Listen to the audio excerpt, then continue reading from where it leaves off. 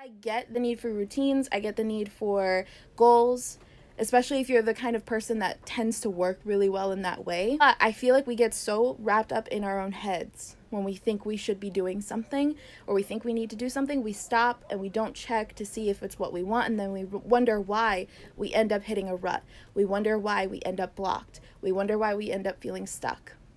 And it's because we've removed ourselves so much. In fact, this is what my book is about, my upcoming nonfiction book, which is so funny to say because I didn't even realize that I was going to talk to you about this. But yeah, this is something that is hugely important to me, and it's so intrinsic to my beliefs about motivation.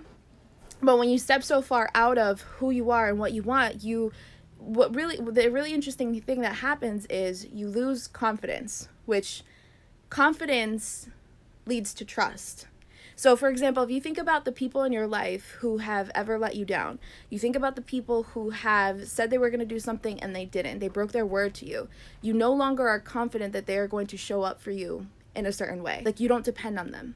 So it's the same thing can be said for ourselves. So when we don't trust ourselves, when we lose confidence in ourselves, when we break our word to ourselves, we stop believing we can do things. We stop believing that when we say we're going to do something, we do it.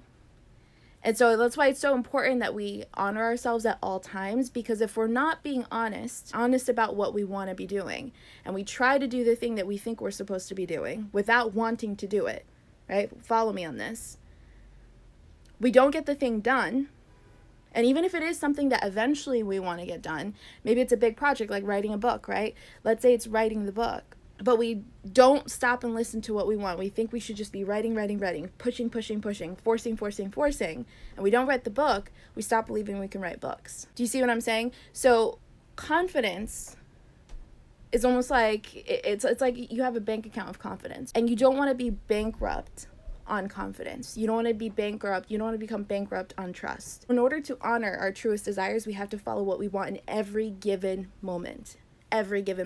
So right now, it looks like I set up my tripod with my little, it's meant for an iPhone, talking to you live, and as soon as we're done here, I'm going to go back to watching my Christmas movie that I was watching, because for some reason, I live in Christmas rom-coms all year round. Like, I just can't avoid it. I really can't. I don't. Like, that's the whole thing. Like, I don't even want to say that I've been trying to avoid it, because I haven't. I just watch Christmas rom-coms sometimes, you guys, and I just veg out watching Christmas rom-coms.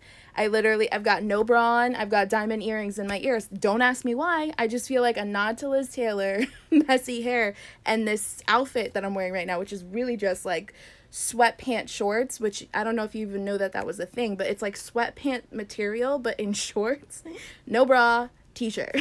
Like, literally, and that feels good. Like, really good. I'm here, and I have my journals here, and that's my life right now, and it feels so good, and I feel successful, and I feel like money still gets to come, and I still feel like students get to show up to Long Story Short or whatever else I have going on. I still sell books, I still do whatever. It's just because my mindset is around the fact that when I do what I want, when I honor myself, the rest flows.